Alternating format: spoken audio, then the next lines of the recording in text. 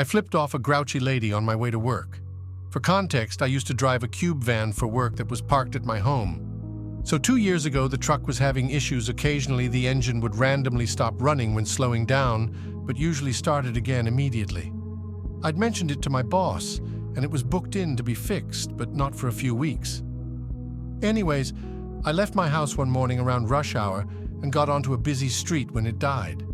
I put on my hazards lights as I should, and in typical fashion, some people were slow to figure out my vehicle was stalled and couldn't move. I kept trying to start the vehicle, but it was not starting. The car that was behind me finally decided to go around, and I got it started. I put the truck in gear and got moving as quickly as I could, given it was fully loaded. The other car proceeds to honk at me and cuts me off. They'd signaled their intentions, so I'd let them in.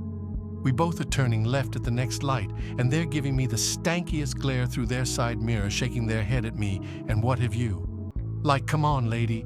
My truck was broken. I was just getting out of the way as quickly as I could once it was running again.